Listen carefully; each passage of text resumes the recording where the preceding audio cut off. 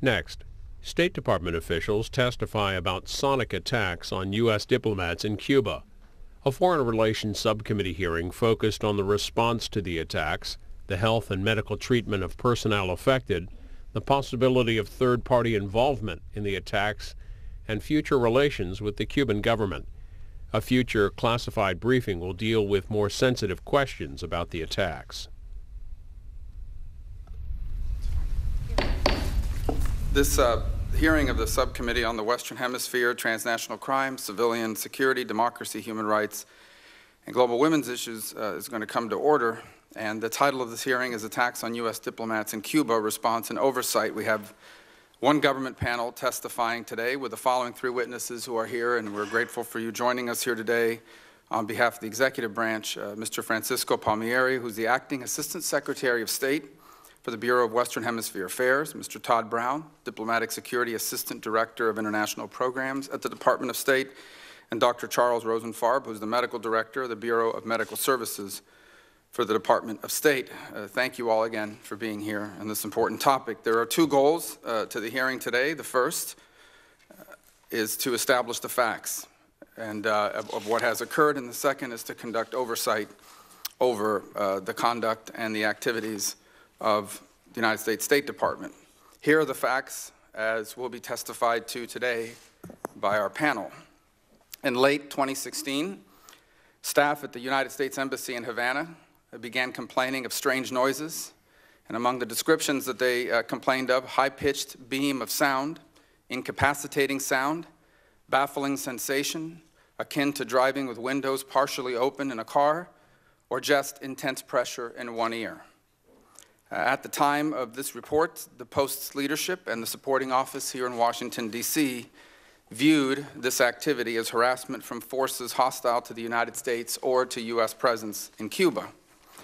Later, there was information gathered from additional individuals, including some of these, which suggested that the events that led to these complaints actually began as early as November of 2016. The initial events that were reported occurred at diplomatic residences, but later these events occurred at hotels. Individuals first visited the medical unit at the embassy in December of 2016 and January of 2017. From February through April of 2017, there was an evaluation conducted of 80 members of the embassy community. 16 of these were identified with symptoms and medically verifiable clinical findings of some combination similar to what you would see in patients that, quote, have had a mild traumatic brain injury or concussion, unquote. In early July, the Bureau of Medical Services at the State Department convened a panel of academic experts to review case histories and the test results up to that point. And they arrived at a consensus. And the consensus is, and I quote, the patterns of injuries were most likely related to trauma from a non-natural source, end quote. Later, in August of 2017, the Brain Injury Center at the University of Pennsylvania reevaluated embassy employees that were reporting symptoms. Additional individuals and incidents prior to April 2014 were added to the list of confirmed cases. Subsequently, 2 additional individuals reported exposure in mid-August of last year, and those cases were medically confirmed as well, bringing the total number of cases to 24.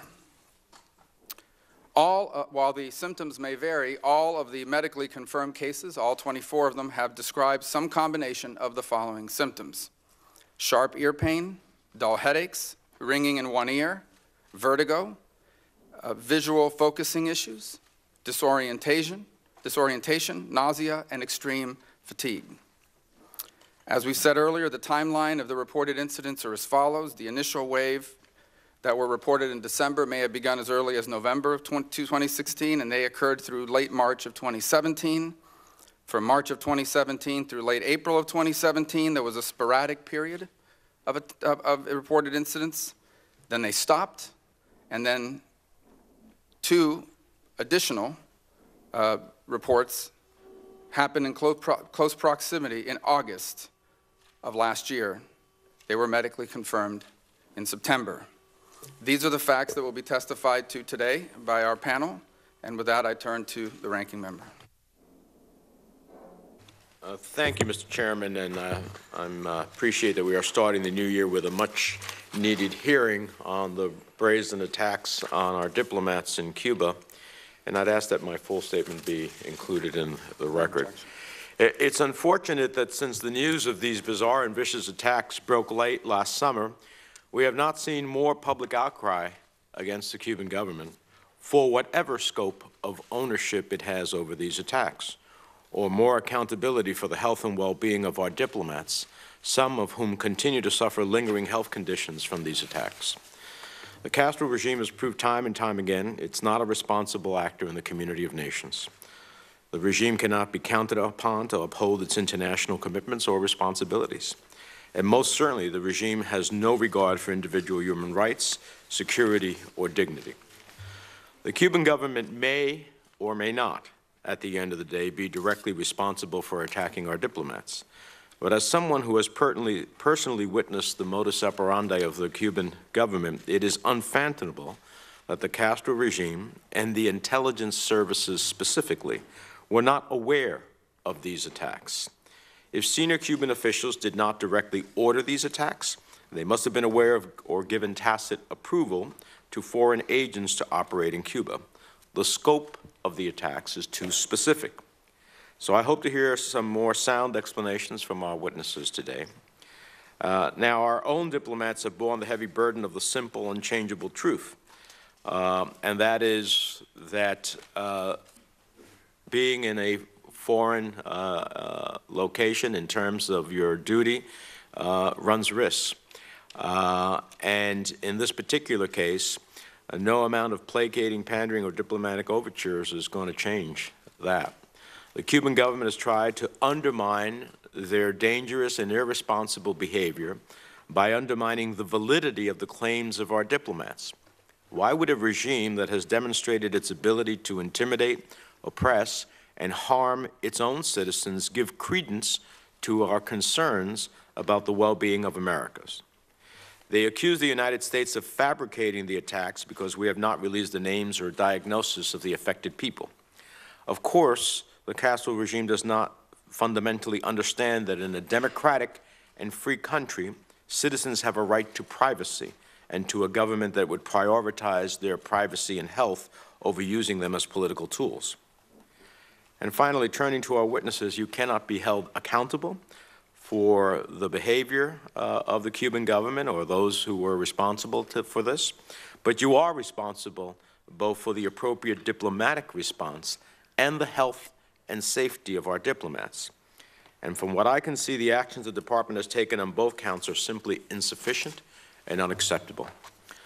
Despite much vaunted rhetoric from the President about rolling back ill-conceived policy changes, the reality is that the Cuban government continues to enjoy many of the benefits it received.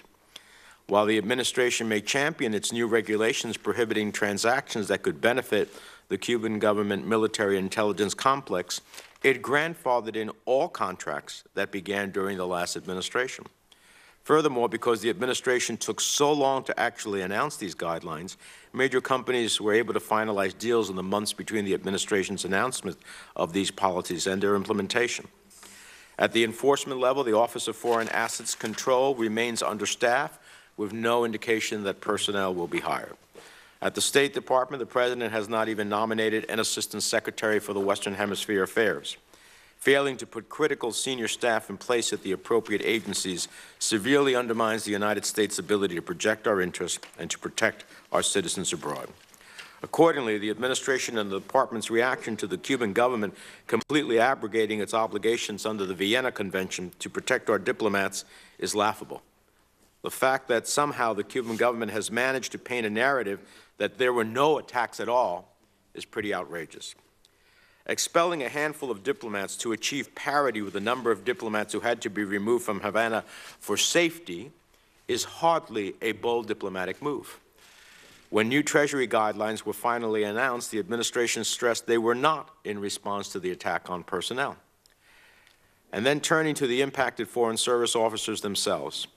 I appreciate the overview that's been provided, but the truth is, from the accounts we have heard, the department's response was simply bureaucratic, inadequate, and troubling. I will have a number of questions later, but let me start by saying the stories we heard are shocking. The failure of leadership at the department and at post, the sluggish reaction to the initial reports of afflicted personnel, the aloof response of the medical team at the State Department, silence from diplomatic security to the rest of the department is simply staggering. The members of the U.S. Foreign Service made a commitment to serving their country overseas. They agreed to spend their lives, often taking their families with them in pursuit of promoting American interests and helping Americans abroad. Some serve in combat zones, large embassies and small, and sometimes on communist islands.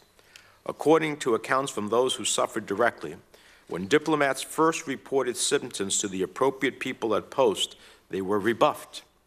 It is also our understanding that upon finally accepting that the employees were suffering life-altering health consequences, the department took months to arrange for the appropriate care. It was almost a year before the department put the embassy on ordered departure status, and only after reports surfaced in the media.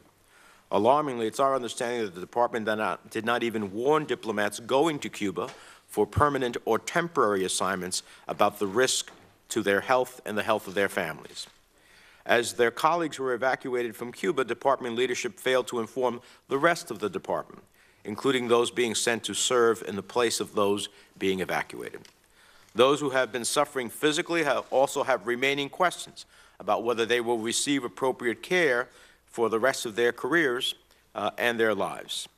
This lack of leadership and responsibility is shocking and unacceptable. I sincerely hope this panel can provide us much-needed answers to a myriad of pressing questions. The Cuban government must be held accountable for its failure to uphold international commitments and failure to protect American diplomats. The department must be held accountable for executing the appropriate policies in response and for ensuring the safety, security, and health of the men and women of the Foreign Service. And with that, Mr. Chairman, I look forward to the hearing. Thank you. And we'll begin with our witnesses. Mr. Palmieri, welcome to the committee. Chairman Rubio, Ranking Member Menendez, and distinguished members of the committee, thank you for the opportunity to speak about the attacks against U.S. diplomats in Cuba and the Department of State's efforts in response. At the outset, I want to thank you for your concern for the safety and security of our diplomatic personnel in Havana. As you know, this is Secretary Tillerson's top priority. It is mine as well. I'm pleased to be here today with my colleagues from the Bureau of Diplomatic Security and the Bureau of Medical Services, with whom the Bureau of Western Hemisphere Affairs has worked closely on this complex issue. I would also like to emphasize up front that the investigation into these health attacks is ongoing. We have the best experts in the government and the private sector working to help us understand it. At every step in our response to these events, we have worked closely with our medical and technical experts in evaluating health conditions and the nature of the attacks. I will walk you through a general timeline which will describe our diplomatic engagement with the Cubans on this issue and review many of the actions we have taken to date. Then I will defer to my colleagues to address the security and medical issues. In late 2016, some members of our diplomatic community serving at U.S. Embassy Havana complained about hearing strange noises and a variety of unexplained physical symptoms. As the department investigated, we began to see signs suggesting that these events, initially in diplomatic residence and later at hotels, may have begun as early as November 2016. As soon as we identified a pattern connecting these unusual events with certain health symptoms, U.S. officials approached the Cuban government in mid-February to demand it meet its obligations under the Vienna Convention to protect our personnel. The Cubans denied involvement, offered their cooperation, and opened their own investigation. Since then, we have engaged the Cubans more than 20 times, from the working level to the highest level of the Cuban government, both here in Washington and in Havana. In addition to our diplomatic efforts, we prioritized the medical care of our personnel. Dr. Rosenfarb will provide you with additional details. Separately, we launched a government-wide effort to find the cause and culprits behind these attacks. Apart from the investigation, We have met with U.S. interagency partners more than a dozen times to discuss and refine our response to these attacks. The attacks initially appeared to occur in clusters, but starting in late March, sporadic attacks continued until late April and then seemed to stop. Beginning in mid-April, we allowed anyone serving at Embassy Havana who did not feel safe at post to return to the United States. We also expelled 2 Cuban diplomats in May in order to underscore the Cuban government's responsibility to protect our personnel. After a period without any attacks, there were 2 additional attacks reported in close proximity in late August, which were medically confirmed in September. Based on the resumption of these attacks, Secretary Tillerson ordered the departure of non-emergency personnel from post on September 29th. The Secretary assessed this was the only way to significantly reduce the risk to our diplomats and their families. As a follow-on to the ordered departure decision, we expelled 15 more Cuban diplomats in October to ensure equity in the impact on our respective operations and to underscore to Cuba its obligation to stop the attacks. These decisions, both to draw down our personnel and at Embassy Havana and to expel Cuban diplomats, did not signal a change from President Trump's new policy. Prior to the Secretary's decision to institute ordered departure, our embassy held 17 town hall meetings with American staff. Since the return of U.S. diplomats to Washington, we have held a number of meetings with them. Secretary Tillerson personally met with these evacuees to explain his decision to institute ordered departure, and we have organized a number of meetings to address evacuees' concerns. The well-being of the 24 confirmed victims, as well as the well-being of all of our evacuees and those remaining in Havana, continues to be our priority, as does the ongoing investigation. With that, I will turn it to my colleagues to discuss their areas of expertise, and then I will be happy to answer your questions. Thank you, Mr. Palmieri. Mr. Brown. Good morning, Chairman Rubio and other distinguished members of the committee. Thank you for your invitation to appear today to discuss health attacks involving U.S. diplomatic personnel and their families in Havana.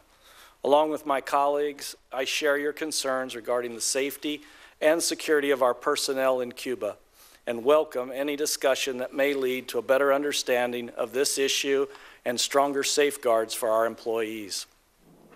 From a security and investigative standpoint, we continue to work with Embassy Havana to aggressively counter, mitigate, and better understand who and what are causing injuries to our diplomatic staff. Unfortunately, this remains a perplexing case. Our regional security officer at Embassy Havana first became aware of potential health attacks involving embassy personnel in late December 2016. In the early stages of trying to understand what may be occurring, post leadership and supporting offices in Washington believed it was likely a form of harassment by forces hostile to the United States and our presence in Cuba. As more incidents were reported in early 2017 and greater awareness of the seriousness of symptoms became known, our level of concern and mitigation efforts rose exponentially. After senior level meetings with Cuban officials in February outlining Cuba's responsibility to protect diplomats under the Vienna Convention, the regional security officer received confirmation from Cuban counterparts that the Cuban government was conducting its own investigation into this matter. Senior U.S. officials on Embassy Havana's Emergency Action Committee met frequently as part of our ongoing attempt to better understand the nature of the apparent attack and protect staff. Among other things, the embassy deployed recording devices in staff residences in an effort to better identify or capture the possible source behind the threat, as many victims had associated the attack with an acoustic event. After further investigative attempts and expert analysis failed to identify the cause or perpetrator, the Federal Bureau of Investigation opened a case in early May. An FBI team has since visited Havana several times and met with Cuban officials. The FBI's investigation has interviewed victims and conducted surveys of the residences and hotel rooms. However, the investigation remains ongoing, and we would refer all specific questions concerning the investigation to the FBI. Thank you. I will be glad to answer any questions you may have. Thank you. Dr. Rosenfarb. Good morning. Chairman Rubio, Ranking Member Menendez, and distinguished members of the committee. Thank you for the opportunity to testify on the Department's response to the recent health attacks in Havana. I'll be describing the evolution of the medical response and what we currently know about the health effects. From the individual and public health perspective, managing this evolving situation is challenging. Mission personnel describe a multitude of symptoms, many of which are not easily quantifiable and not easily attributable to any specific cause. The sharing of information that occurs in a small, tight-knit community has helped identify more affected personnel, but, as typically is the case with any community outbreak, also can complicate an epidemiological evaluation. However, the most challenging factor is the lack of certainty about the causative agent and therefore the precise mechanism of the injuries suffered. Individuals first visited our medical unit in Embassy Havana starting in late December 2016 and January 2017, reporting various symptoms including headache, ear pain, dizziness, and hearing problems. They associated the onset of these symptoms to their exposures with unusual sounds or auditory sensations. Various descriptions were given: a high-pitched beam of sound, an incapacitating sound, a baffling sensation akin to driving with the windows partially open and in a car, or just an intense pressure in one ear. Since the symptoms first reported primarily affected auditory functions, an otolaryngologist at the University of Miami, highly experienced in evaluating acoustic injuries in military personnel, was identified to perform additional assessments. Between February and April of last year, this specialist evaluated 80 members of the embassy community. Of the individuals evaluated in this initial tranche, 16 were identified to have symptoms and medically verifiable clinical findings of some combination, similar to what might be seen in patients following a mild traumatic brain injury or a concussion. In early July, my office convened a panel of academic experts to review the case histories and the test results gathered to date. Although the assembled group identified that some of the symptoms and findings could be caused by other things such as viral illnesses, previous head trauma, aging, and even stress, the consensus was that the patterns of injuries that had so far been noted were most likely related to trauma from a non-natural source. In light of this emerging clinical parallels to mild traumatic brain injury, the nationally recognized Brain Injury Center at the University of Pennsylvania was identified to provide detailed reevaluations of employees with prior exposures and to evaluate embassy community members who reported new exposures. As a result of further evaluations begun in late August, additional individuals with exposures that occurred prior to April 24th were added to the list of confirmed cases. 2 other individuals who reported exposures that occurred in mid-August 2017 were also medically confirmed as cases, bringing the total number of cases to 24. I'd now like to describe the health effects identified so far. While the descriptions of the auditory sensations have varied, all medically confirmed cases have described some combination of the following symptoms, beginning within minutes to hours of their exposure of the event: sharp, localized ear pain, dull unilateral headache, tinnitus or ringing in one ear, vertigo, visual focusing issues, disorientation, nausea, and extreme fatigue. In many of the patients, the acute symptoms seem to resolve within days to weeks, but other health issues emerged that were more persistent. These have included cognitive problems, including difficulty with concentration, working memory, and attention, recurrent headache, high-frequency unilateral hearing loss, sleep disturbance, and imbalanced walking. As in the acute phases, the duration and severity of these later symptoms have varied widely. Defining the prognosis for the confirmed cases is extremely difficult, since no precise analog for this possibly novel syndrome exists. Some patients remain symptomatic months after their exposure. The persistent symptoms have improved to varying degrees in all individuals. However, some after extended rehabilitative therapy, some over time without treatment. 10 of the 24 patients have returned to either full or part-time work, while others continue to receive treatment with an anticipation of return to duty. However, at this time, we are unable to state whether or not the injuries may result in adverse long-term consequences to the individual's future health or functional abilities. All government personnel who travel to Havana on official duty now receive a detailed medical briefing and are encouraged to undergo pre-deployment screening, including baseline audiograms and neurocognitive testing. We have formally requested assistance from the Centers for Disease Control for performing a broader epidemiologic evaluation and providing appropriate medical information to the American public. Discussions have also been held with the National Institute of Neurological Disorders and Stroke at the National Institutes of Health regarding its participation in ongoing medical investigations. I look forward to your questions. Thank you. Dr. Rosenfarb, I'll start with you. Is it fair to say that by May 1st, you said you saw the confirmed cases February through April of 2017, is it fair to say that by May 1st or early May, we were aware that at least 16 U.S. government employees and or dependents had suffered a serious injury while working in Havana for the U.S. government? Senator, it's fair to say that we were aware that 16 people had suffered some type of injury. As I said, this... But was it serious? In some individuals, the symptoms were more serious than others. There was a whole spectrum of symptoms that we saw and findings as well. Let me ask you this. Was there a single, of the 16, at least one U.S. government employee working at Havana suffered serious injury? Is it fair to say at least one suffered serious injury? I would say many suffered serious injury. Let me tell you why I asked. Because, Mr. Palmieri, according to the law, in any case of serious injury related to a U.S. government mission abroad, the Secretary of State shall convene an accountability or review board. The law allows that has to happen within 60 days of the occurrence of an incident, and it allows for a 60-day delay if the Secretary determines that additional period is necessary for the convening of the board.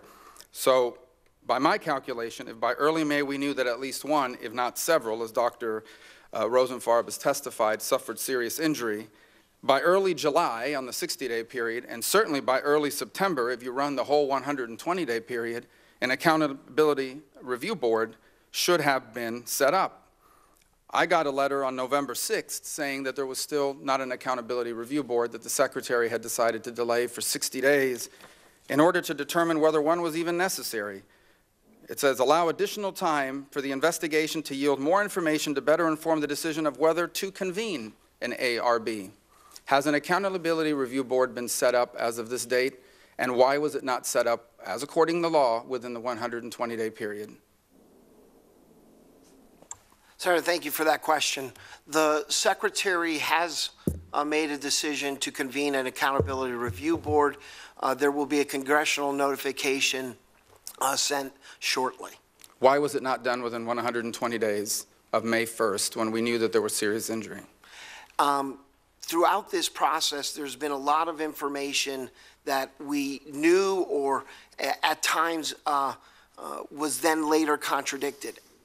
Throughout this process, we've not been able to identify who the perpetrator of such attack was and what the means of that attack was.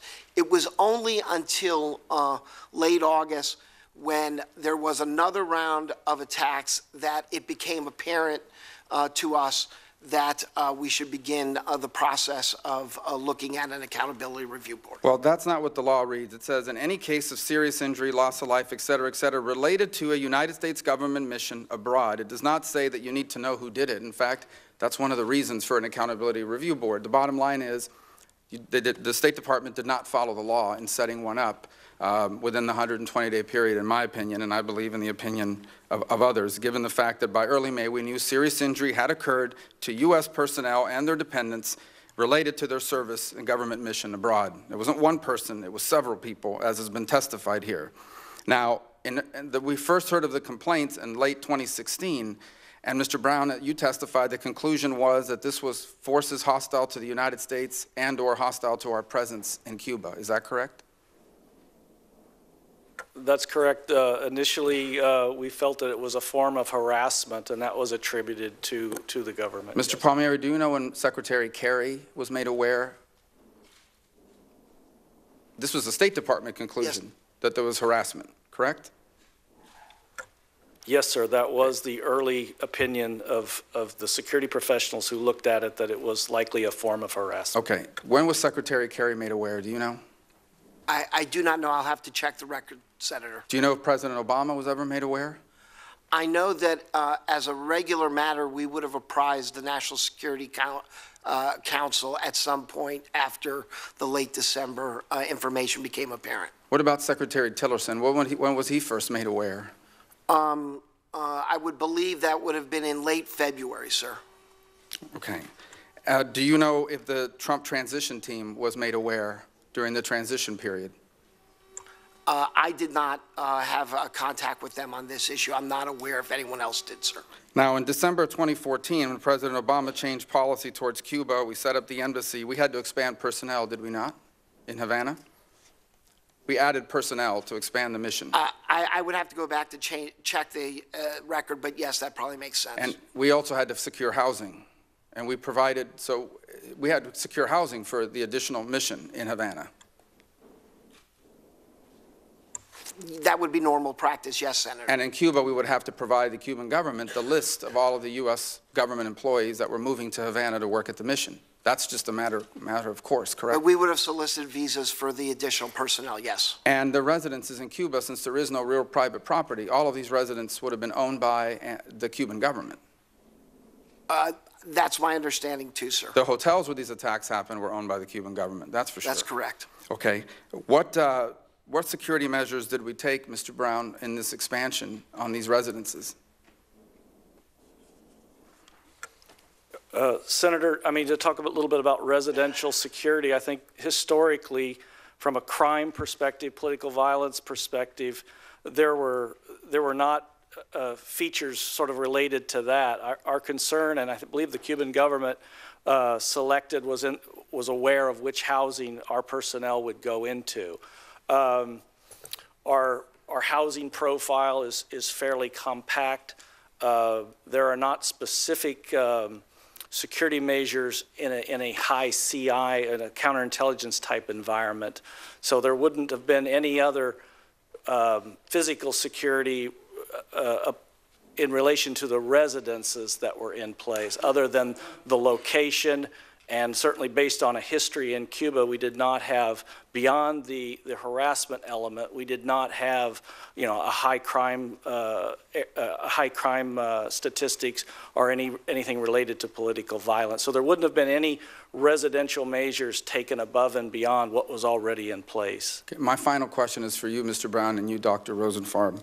Based on what we know, and more importantly, what we don't know, can you today guarantee the safety of any personnel in Havana currently stationed there or about to be deployed to Havana? Do we know what they can do to protect themselves from these sorts of injuries?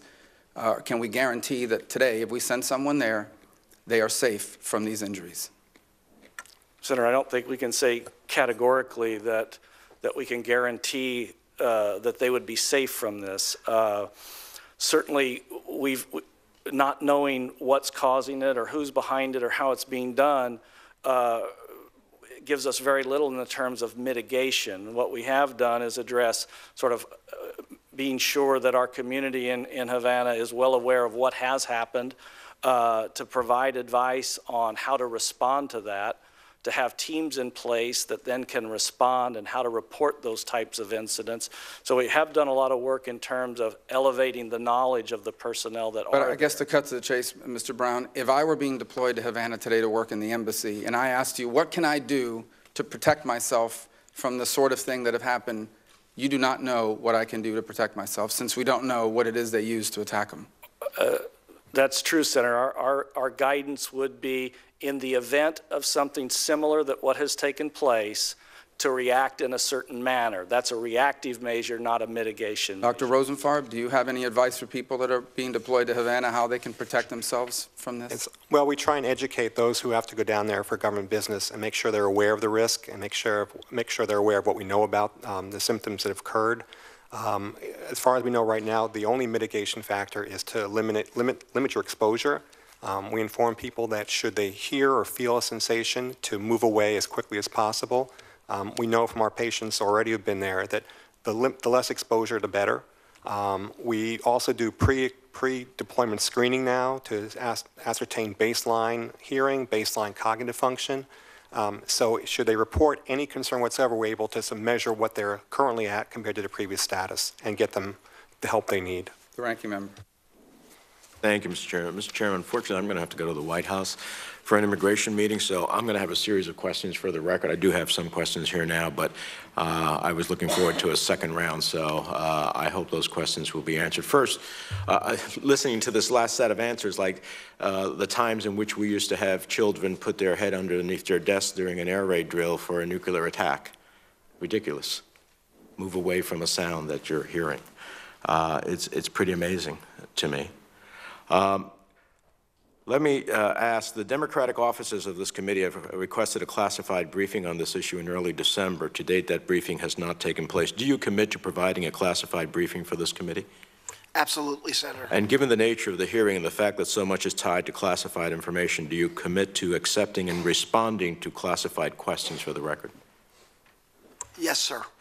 All right. Now, Mr. Palmieri, would it not be fair to say that in Cuba, either it is the regime who conducted these attacks, or they have full knowledge of who conducted these attacks, because the state security apparatus in Cuba is one that has every element of Cuban society and life fully monitored and engaged. Very difficult to believe that if a third country ultimately engaged in these attacks within Cuba, that the Cuban intelligence would not know. Is that a fair statement?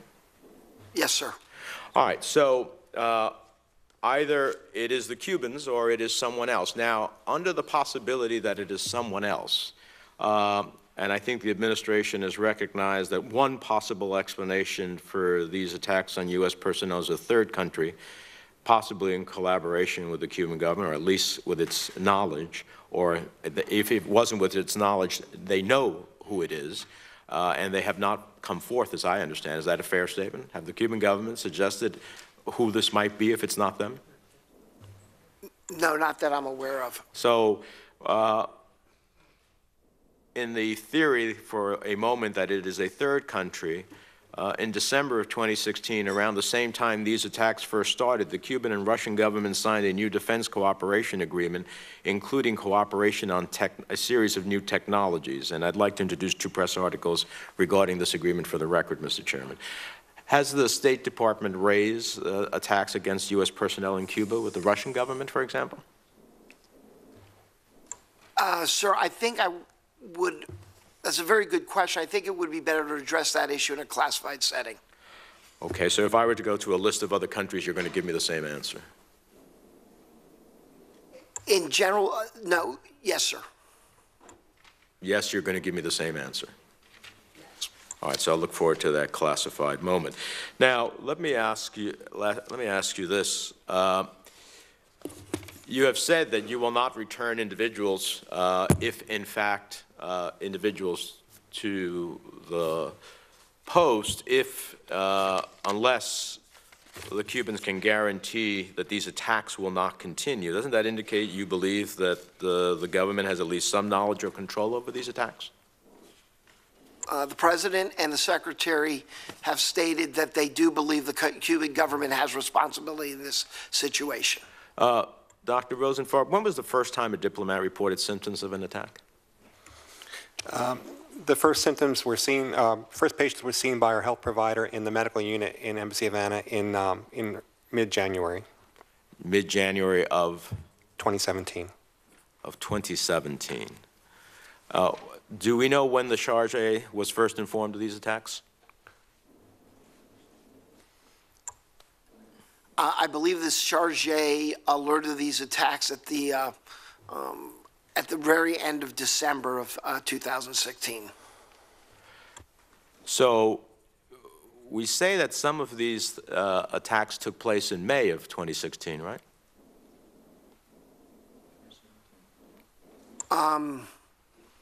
There was a cluster of attacks that occurred between March and mid-April. I do not believe there was an attack in May. I'd have to go back to the time. Okay, so if it's March or mid-April of 2016, and you... Excuse me, sir. I meant 2017. 2017, okay. So let me ask you this. Was the chargé informed of the severity of attacks? Was he advised that the effects of the attack could be permanent? He was informed of the attacks in late December, sir, of 2016. At that point, I do not believe we knew or we had information about the severity or the depth of the attacks. When diplomats reported symptoms to the regional security officer and medical team, why did it take so long to respond? Senator, I believe to try to clarify how this sort of timeline from an investigative standpoint took place, it was December 30th in 2016 when it was first brought to the attention of the regional security officer and the front office of the embassy. At that time, it was not clear, what was taking place, nor were there related severe medical symptoms with it. They just simply didn't know. And at that point, that's when they thought it might be some form of harassment. And the regional security officer did note it in a report back to Washington, along with other reports it was in. So that's when they first sort of had this notice of what was happening. And then there was this long gap that nothing new happened. So this case is sort of amplified by how perplexing and knowledge gaps, but they did seize on this early indicator that something odd had happened. And then I believe it was late, this was considered a form of harassment early on, and then it wasn't until early February when new incidents were reported that there was sort of this moment of, we've got something bigger happening here. Why were diplomats who were affected told not to share their symptoms or concerns with family members? I'm not aware that that was ever done, sir. Would you review it? Because I think if you talk to these individuals, they'll tell you that they were told not to share their symptoms or concerns with family members. Let me ask you this. When did you first learn that employees were suffering symptoms associated with traumatic brain injury? We medically evacuated the first patient, I think, was February 6, 2017. And like I said, it testified over the next 2 months, we evacuated 40 more people, but we also had the specialist from Miami go to Havana and assess more people. As we saw more and more patients and the specialist was able to do the evaluations and do the objective assessments, the pattern of injuries became consistent with what I just testified as being most likely a version of traumatic brain injury or concussion. So it was an accumulation of information and findings over that 2 months. Mr. Palmieri, for those employees who were or are currently being treated, will the department continue to cover all their medical care? I would refer that question to the Office of Medical Services. Okay, Dr. Rosenfeld can answer it. We're committed to do everything we can under existing authorities to provide the care and and support our employees. Those existing authorities suggest that there is some limitation to the treatment you will give these employees? There may be some limitations to family members over the course of, because typically what would happen, people who are injured, employees who are injured in the course of duty would be covered by the workers' compensation law. Family members would not be. Well, I would ask you in response to my questions to give the committee a full sense of what limitations there are. I don't think that when we send a diplomat abroad who is attacked by whomever, at the end of the day, that their health and well-being should be limited in terms of our response to them.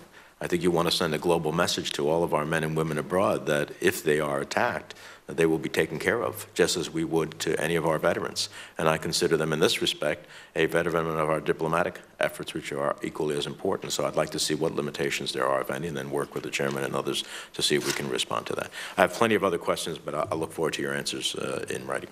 Thank you. Senator Johnson. Thank you, Mr. Chairman. I'm not sure who to direct this to, but let me first say I do agree with Mr. Brown there. This is a pretty perplexing case. Does anybody know how many different locations this has been perpetrated at?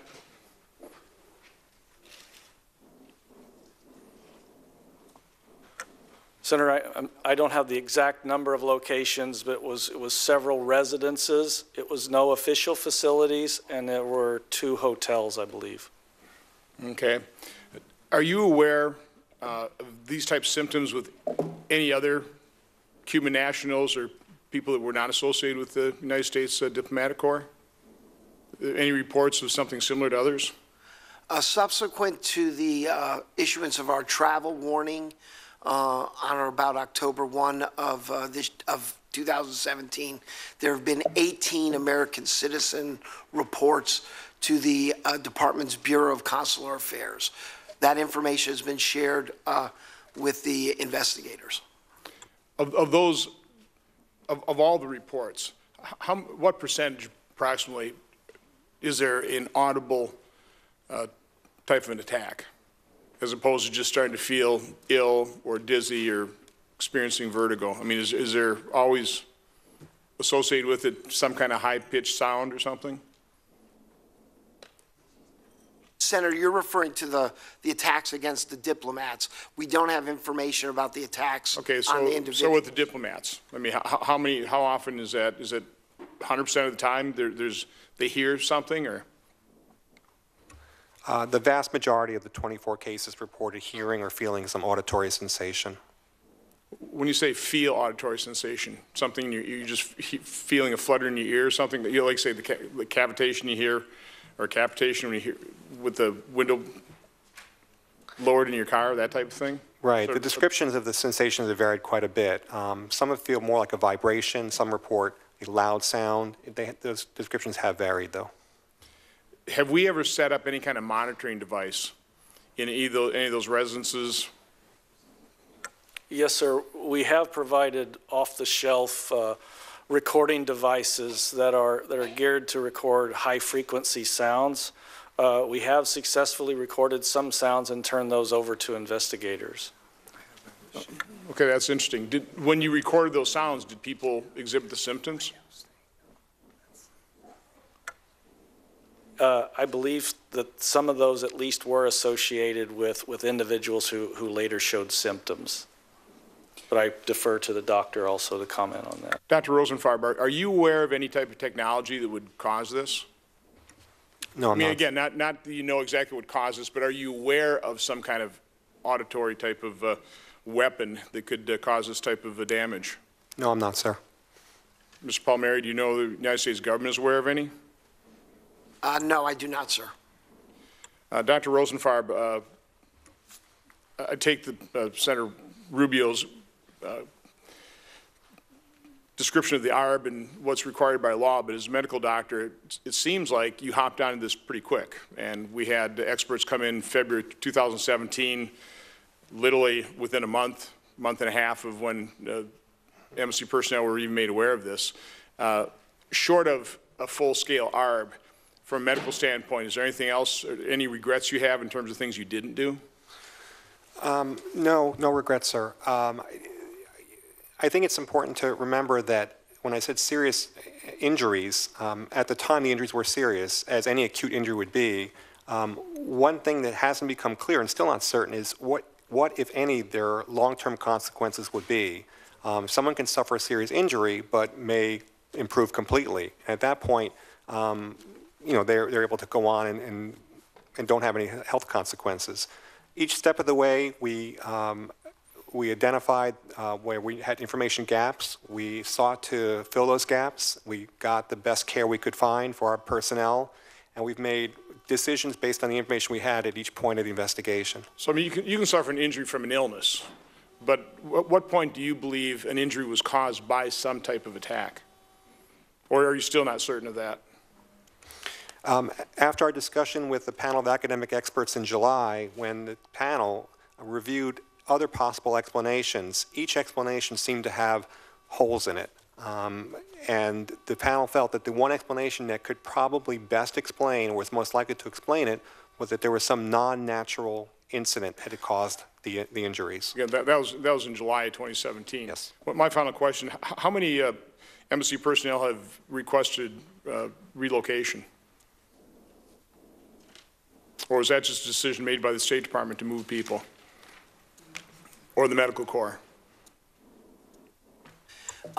There were 8 individuals who requested a departure from Havana before the Secretary's decision that moved the post to an ordered departure status, where we removed all but emergency personnel. So were those requests granted? Yeah, anyone who wanted to depart post was allowed to depart post. Okay. Thank you, Mr. Chairman. Senator Shaheen. Thank you, Mr. Chairman, and thank you all for testifying today. I think this committee had a classified briefing on this issue in October. Mr. Palmieri, you suggested that there was information that you could only share in a classified briefing. Is there new information that's come to light since that classified briefing about what's occurred in these instances? I think it would benefit the committee for us to come up and do an additional classified briefing. There have been developments since the October briefing. I know we've tried to keep the committee informed to the best of our ability, and there's been it would be worthwhile. Yes, Senator.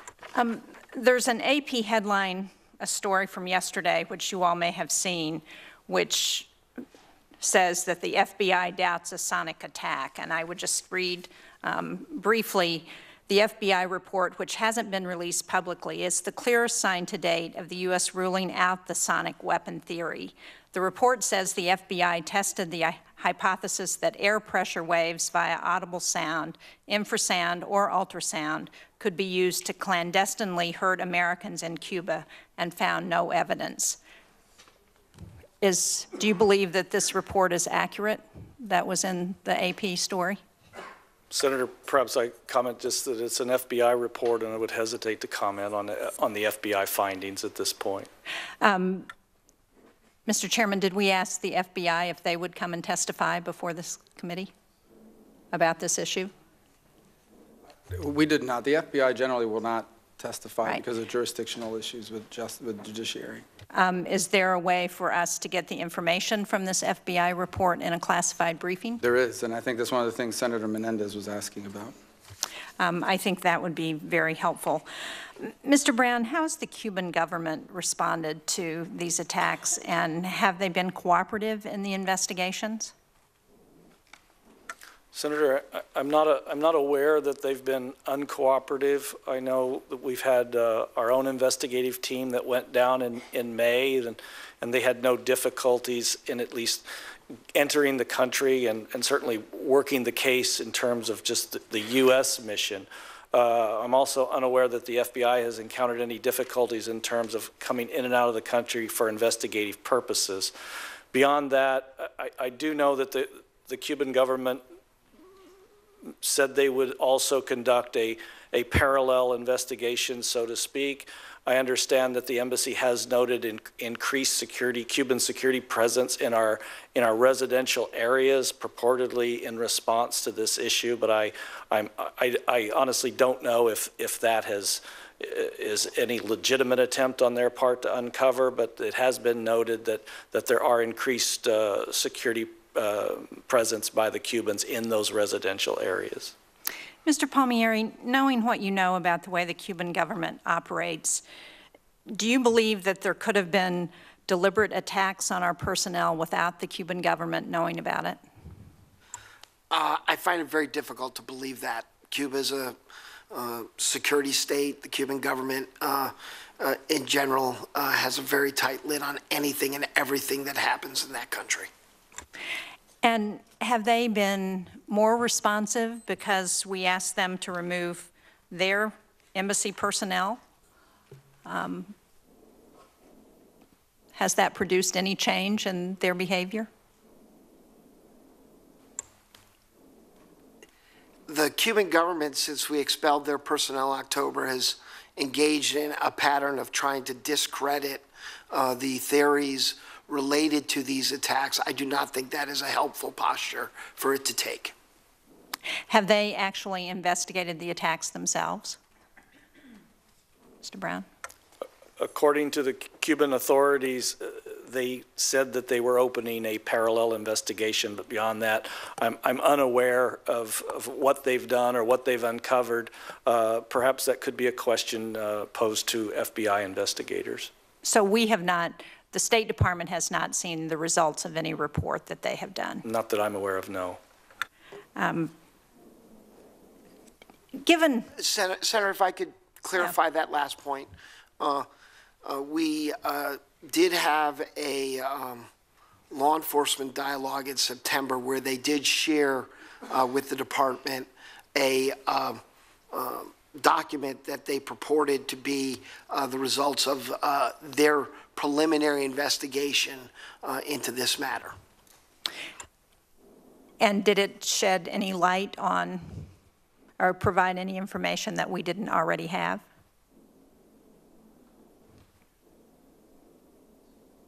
I have not seen the report, Senator, but I'm not aware that any new information surfaced due to a Cuban investigation.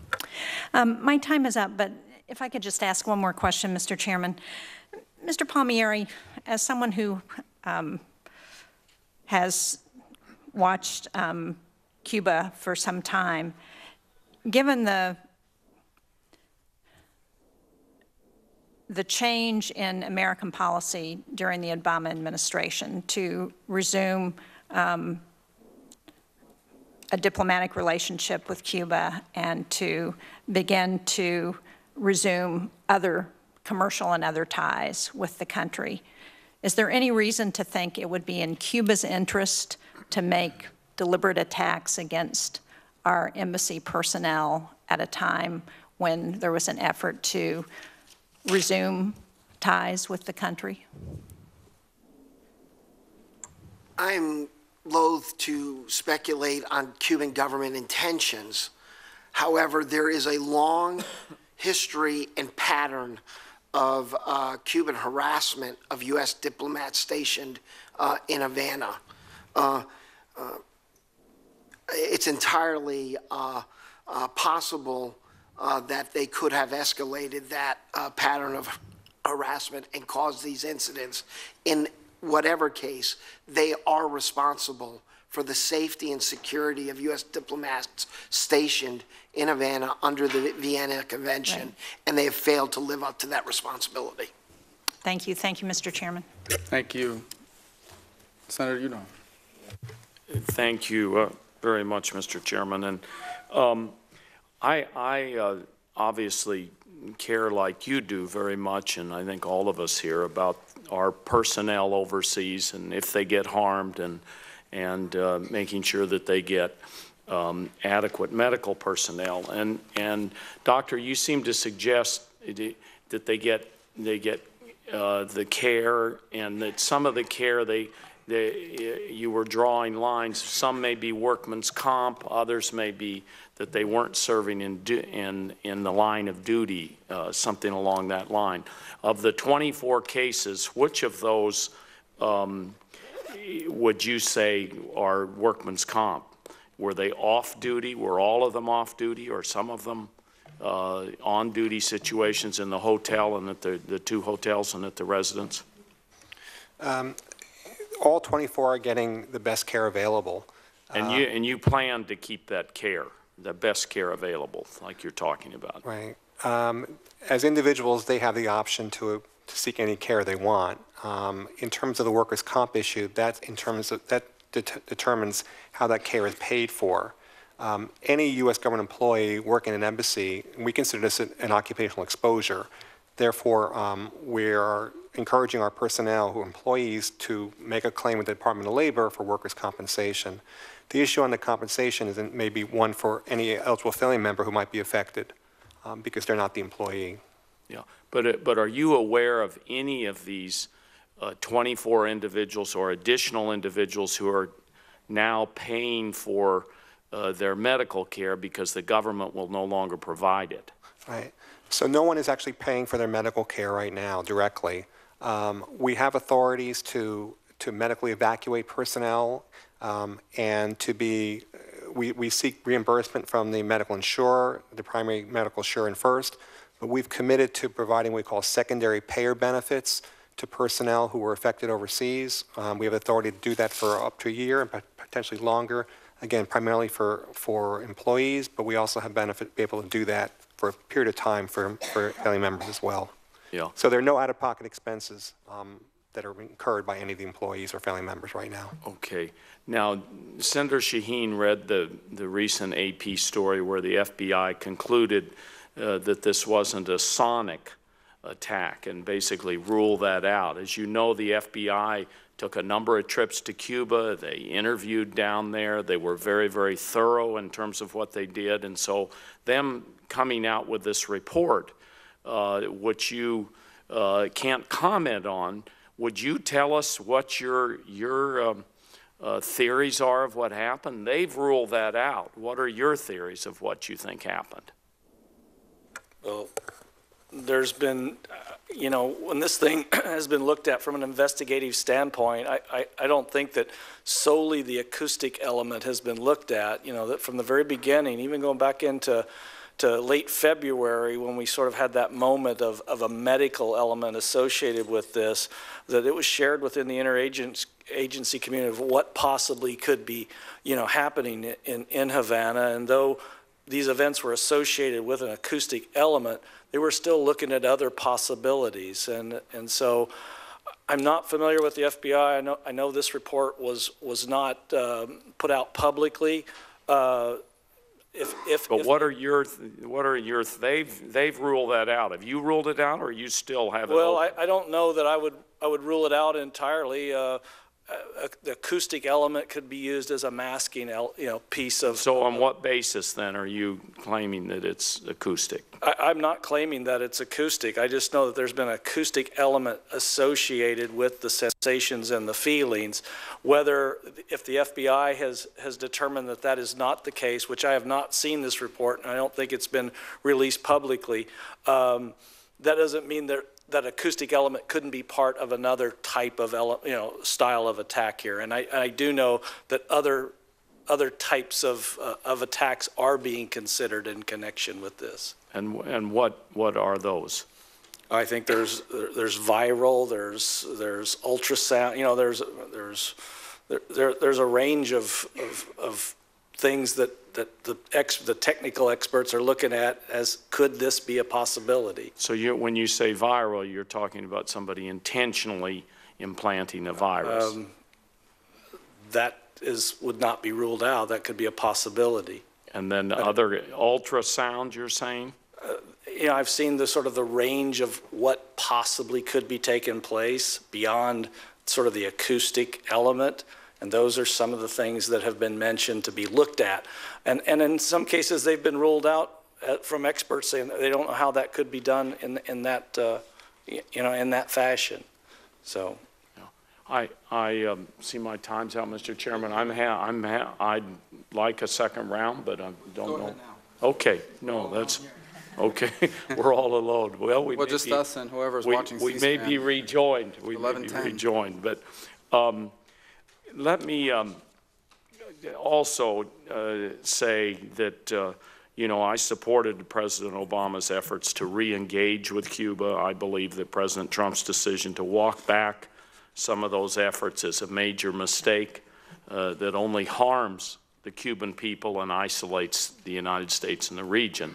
Cuba has been looking to reopen and grow ties with the U.S. and U.S. businesses, including those in New Mexico, Arizona, Florida, and Mississippi, and with many U.S. citizens who want to travel there. And in my trips to Cuba, I've taken a number of trips. The last one was with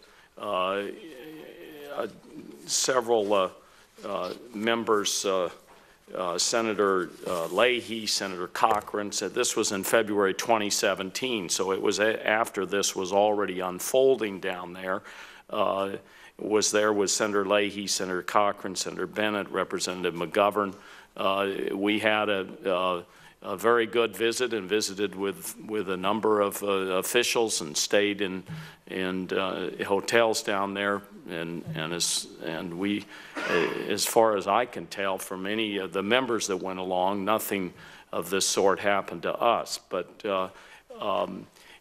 I wonder why, with Cuba, and there seems to be a huge interest on them wanting to open up and wanting to have the engagement with our business community and all of these things. What would be their motive when the Cuban government was looking to increase ties with the U.S.? What, Mr. Palmieri or Mr. Brown?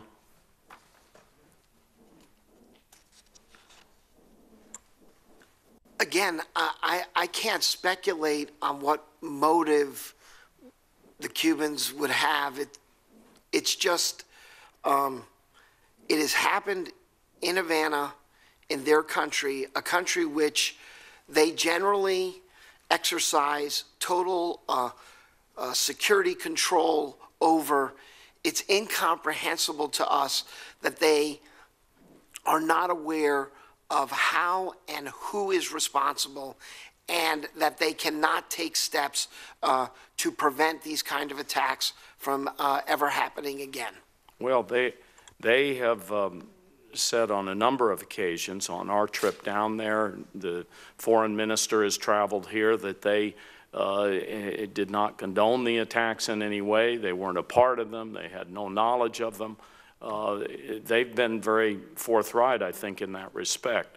The safety of our diplomats is paramount, and I found it interesting that many U.S. diplomats disagreed with the departure orders, as did their employee association, the American Foreign Service Association, or the AFSA, whose president, Barbara Stevenson, said at the time, AFSA's view, and this is a quote from her, is that America's diplomats need to remain on the field and in the game. We have a mission to do, and it's an important mission.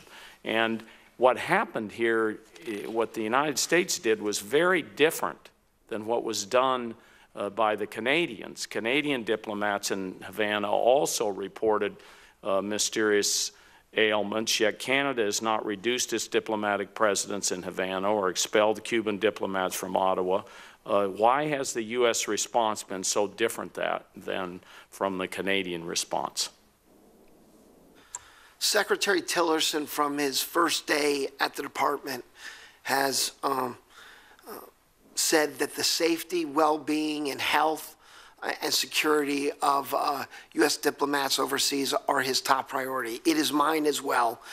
This decision to go to ordered departure reflects his belief and his concern and our concern that we had to take this step to protect our people, and that the Cuban government had to do more to assure us that these attacks would stop. Has any other country in the world done what we've done and withdrawn all of their diplomats except a small emergency force? In Havana? Not that Yes, I'm aware of, yes, sir. in Havana. Not that I'm aware of, sir. And are you aware that any Canadian diplomats, and since all of this has unfolded, have they had additional ailments or additional problems?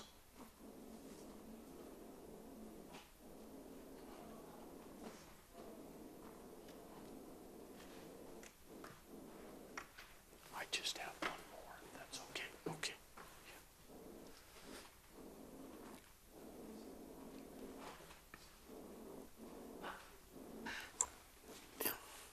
Sir, the Canadians have withdrawn some of their personnel, but I think we could go into greater detail in the classified briefing on that element. Thank you. We look forward to that. The Trump administration has reversed a variety of steps to improve ties made by the previous administration. What benefits have we achieved from these actions? How has this impacted American businesses as well as cuentropristas in Cuba? I'm sorry, I missed the first part of that question. I said the Trump administration has reversed a variety of steps to improve ties made by the previous administration, referring to the Obama administration trying to improve ties, trying to open up and engage, trying to help the Cuban people. And we've seen a big growth in the small business community there in Cuba. And I'm just wondering, now that this administration has reversed all of that, what benefits have we achieved from these actions? Are you aware that the Cuban people are doing better? How has this impacted American businesses as well as the Cuentrapopistas in New Mexico, in Cuba? President Trump's new national security presidential memorandum on Cuba lays out a new policy, you are correct, Senator, that is designed to not just help the private sector in Cuba, but to ensure that the Cuban government lives up to its international commitments on human rights, to allow us to promote greater freedom on behalf of the Cuban people, and to ensure that we are enforcing U.S. law with respect to the embargo and the statutory ban on tourism to Cuba. The measures we have taken are designed to ensure that any engagement and assistance, private sector assistance in Cuba benefits the Cuban people and not the regime. Thank you very much, and I hope that what will occur here is that you will continue to share with us how this progresses. I mean, this is a very perplexing situation, and I think we should continue our investigations here in the Congress, both in private security briefings and those kinds of situations. But I think we should be careful not to jump to conclusions until we really know what happened. Thank you, Mr. Chairman. Really appreciate you calling this hearing. Thank you. And any other members appear, I'll just kind of try to wrap up the loose ends, and I'll take off with right what Senator Udall said there at the end, and that is jumping to conclusions. That's why I thought the important part of this hearing is to kind of lay out the facts, okay? I read this headline a couple days ago. It said FBI rules out sonic attacks, and saw some other things out there about it. And so you read that and you could conclude that nothing happened. And in essence, you know, I saw at one point the Cuban government said that it could be crickets or some insect noise, cicadas, is that what they're, yeah. I didn't even know there were cicadas. Well, I don't know, we don't have that problem in Miami, but you have them? Yeah. A lot of concussive effects after? No. They drive you crazy. All right, well, yeah. But my point is that you could read that headline and conclude that that means that nothing happened. That's the method by which the attack, there has not been a definitive, we cannot definitively sit here today and say, this is the machine or this is the thing they used to cause these injuries, okay? And no one here has claimed that we know that. What I think is not in dispute is that there are 24 Americans who either work for the U.S. government or were there with as a dependent of a U.S. government employee who during their time in Havana have experienced symptoms that are consistent with what you would see in mild traumatic brain injury and or concussion. That is an established fact that we've talked about today. We may not know how they came to that point, but we know it happened to them, and we know it happened to 24 people while they were working in Havana. Dr. Rosenfarb, let me ask you, is there any thought given to the fact that this is a case of mass hysteria, that a bunch of people are just being hypochondriacs and making it up? Well, as you said, Senator, 24 people have had symptoms and findings consistent with what looks like a mild traumatic brain injury. The objective tests that were done were not ones that could basically easily faked. There are exact findings that our experts have determined. That being said, you know, no etiology, no cause has been fully ruled out, and we're looking. Their doctors are looking at everything, but the findings suggest that this is not an episode of mass hysteria. And so what we know for a fact is that 24 Americans that were in Havana on either related to or on government business for a significant period of time, have come back with these symptoms. That is a fact. There's no, so when people are out there reporting about sonic attack ruled out, perhaps the sonic part of it has been ruled out, but the fact that people, if that's even true, by the way, I'm not saying, that's just what the headline said, but the fact that this has happened, that people have been hurt, that is established fact. Does anyone on the panel dispute that people have been hurt while working in Havana on behalf of the U.S. government? Okay, so then the second question becomes, what's our role here in oversight? And I know we're starting to play some word games here, but I think this is really important because this is an oversight committee, okay? And our job is to conduct oversight over the Department of State. Here's what we know. I know what the law says. The law says in the case of any serious injury related to a U.S. government mission abroad, the Secretary of State shall convene an accountability board. It doesn't say in case of any permanent injury. It says in the case of any serious injury. And I know, given all the attention being paid to concussions as an example, because of football and other things, that concussions are considered serious injury. And I would say that to anyone in the world, if I told you I'm going to cause you to have mild traumatic brain injury, you would think that's serious, whether it's permanent or not. That's what the law says. We know that these complaints came in by late 2016, that there were visits to the medical unit in late December of 16 and throughout 17. We know that they were serious enough that by mid-February we approached the Cuban government about it. We know that in the early stages after this occurred, it was the opinion of both the leadership at the post in Havana and in the supporting office in Washington that this was likely some form of harassment by forces hostile to the United States or our presence in Cuba. That was the assessment made at that time. We know that in late April, or certainly by early May, we had 16 people that we could identify with symptoms and medically verifiable clinical findings similar to, as I said earlier, mild traumatic brain injury or concussion. We know that by September 29th, we ordered the departure of non-emergency personnel. All these things happened, and yet we know that by October, certainly by November 6th of this year, an ARB was still not up and running. So if you just do the math on the calendar, these facts that I just laid out, extrapolated backwards, should have led to the appointment. And I understand there was a transition, and I understand there was a change in administration, but we should have had an accountability review board in place, or some notification given as to why it's no longer necessary. Of course, since then, the decision's been made. And where are we, by the way, Mr. Palmieri, in the accountability review period? Are we now in the active? Has it now? When was it stood up? When was the accountability review board activated? The Secretary took a decision to form an accountability review board on December 11th. I believe a congressional notification will arrive shortly, and that is required before the board is actually constituted, Senator. So on December 11th, okay, well, I can tell you that's more than 120 days from all these facts, which I think lead to the argument that we should have had. Now, because we don't know how these attacks were conducted, suffice it to say, let me ask this, Dr. Rosenfarb and Mr. Brown, and this would never happen, but if someone in the U.S. government says, we want to cause these symptoms in people, that technology doesn't exist. We don't know of that technology. Is that accurate? We are not aware of a technology that does this. We've never seen a technology anywhere in the world that does this to people.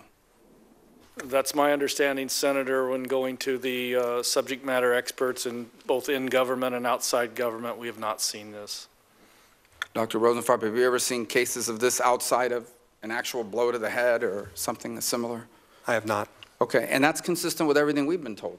And the reason why I raise that is because obviously this is a pretty sophisticated thing. Okay, this was not something conducted by, a fly-by-night operation. Whatever happened to these people happened as a result of some sophisticated technology that, quite frankly, is so sophisticated we don't understand it. So it leads you then, so you have a sophisticated attack of some sort causing these injuries. We don't know who possesses that sophisticated material, but we know that it's pretty sophisticated, leading you to believe it's a nation state, someone who can afford this kind of thing. And then it leads you down the road of motivation. And I think it's fair to say, and I think most members of this committee would argue as well, and I think many of you would probably share this view, that whoever did this because they wanted there to be friction between the United States and the Cuban government. That would be the motivation behind this. Someone who wanted to cause friction between the U.S. and the Cuban government, particularly if you look at the timing of these attacks, November, December 2016, after the election.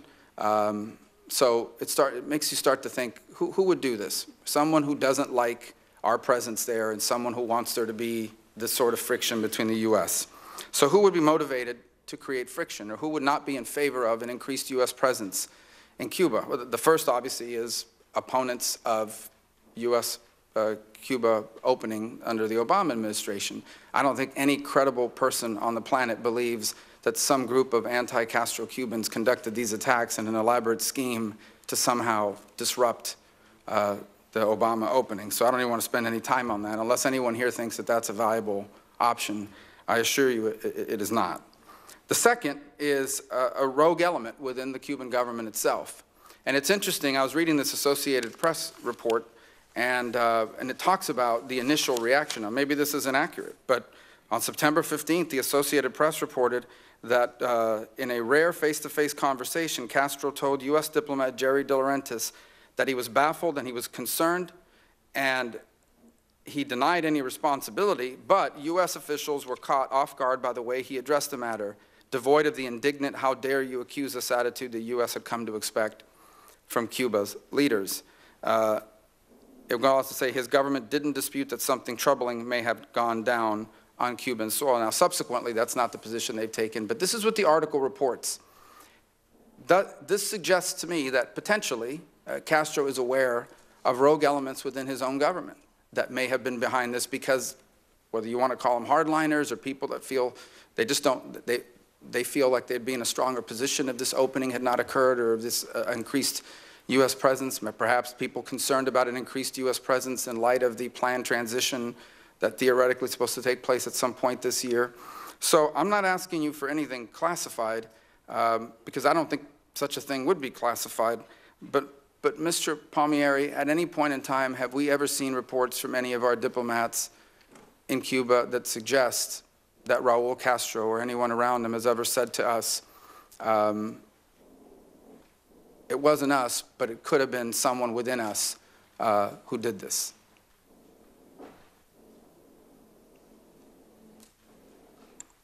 Has Raul Castro ever said to any U.S. diplomat, I didn't do it, but it's possible that some of my guys did it without me knowing about it? I do not believe that communication has ever occurred. Is that your answer because you don't want to discuss something that is not in the proper setting, or is that just you just have never heard that? That is my recollection, that I've never heard that. But we can check the diplomatic record and see if there was any exchange like that. I do not believe so. Okay. And then the last one, and this was a question that was, then you say, well, if it wasn't a rogue element within the Castro government, maybe it was a third country. Which third country would want to disrupt the U.S. presence there? And the logical conclusion is Russia and Vladimir Putin. During the Cold War, do we have any documented cases of similar attacks against individuals anywhere in the world? I'm not aware, Senator, of anything similar to this. No, sir.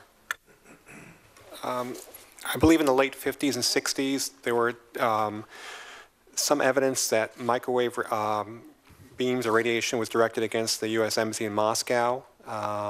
And I think it stopped in 1975, 1976. So there were some microwave attacks against the U.S. diplomatic presence in Moscow between some point in the 1950s through the mid-1970s. Senator, I'm not knowledgeable enough to say whether there were attacks or not, but I know they were investigating excess levels of microwave radiation that people may have been subjected to back in that time frame. Mr. Palmieri, you were asked by, I believe, Senator Menendez if this had ever been raised with the Russian government, and your answer was you couldn't answer that in that setting. Why would a communication to a foreign government, unless it contained, sensitive information, be classified? In essence, is it typical that any sort of communication with a foreign government, because we're aware that, for example, that we've addressed this with the Cuban government, why would the fact or lack of existence of a communication to the Russian government be something that we can't discuss in public? Because of the nature of an interagency discussion, to give the context to give you the full reply would be required, and I believe that would be more appropriate in the classified setting. And then I think that the last point that I think is pretty clear here is that it's important for us not to ascribe to Havana attributes of New York or Washington, D.C. Cuba, by all accounts, is by far the most heavily monitored and surveilled country in the Western Hemisphere. Does anyone disagree with that assessment? It is a police state. Does anyone disagree with the assessment that the city of Havana is the most monitored and surveilled city within the island of Cuba.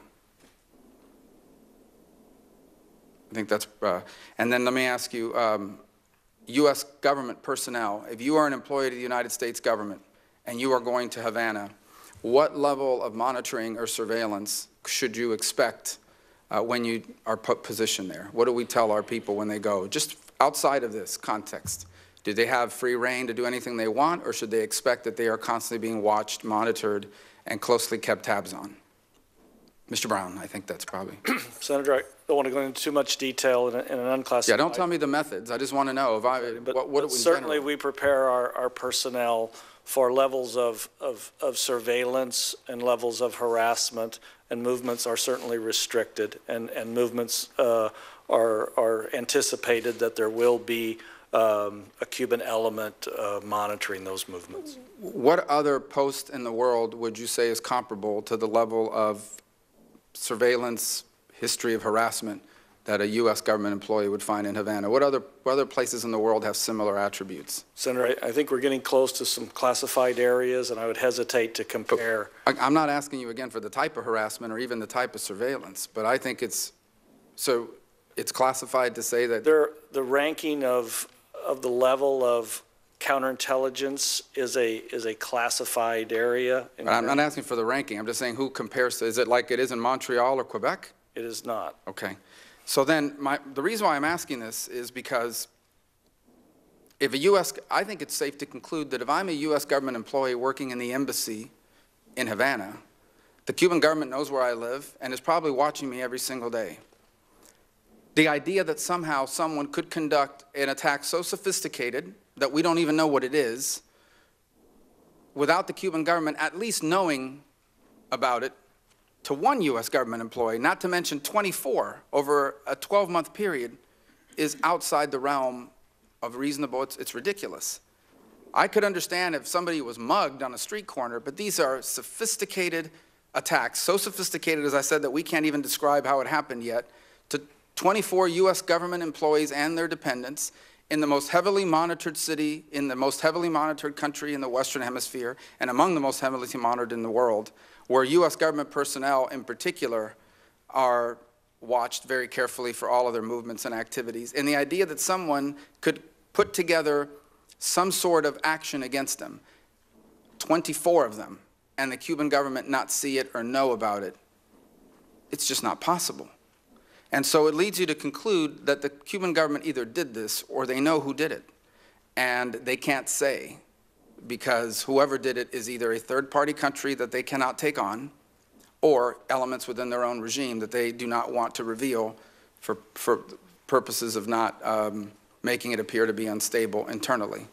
And so I think these are all good conclusions from this hearing that conclude by saying my admonition at the beginning.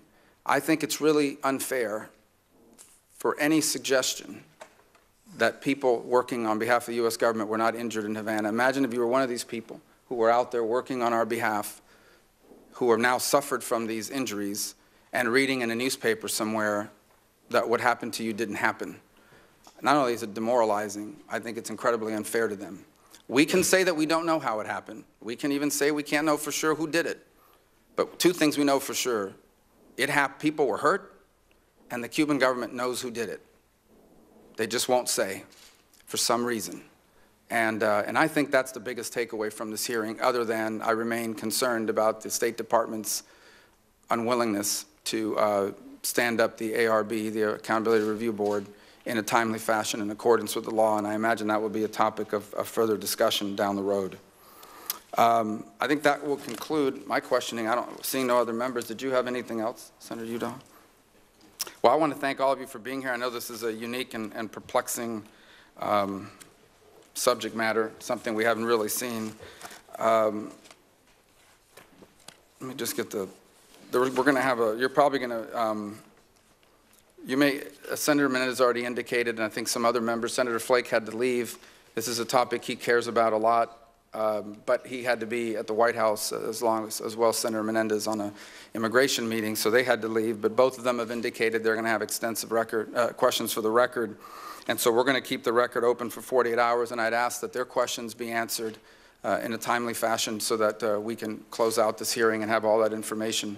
I also asked that my questions that remain unanswered, when was Secretary Kerry notified, when was President Obama notified, and whether the Trump transition was briefed on this topic, also be taken back for the record. I think these are important questions to have answers for. And seeing no other members here, nothing further, the meeting is adjourned.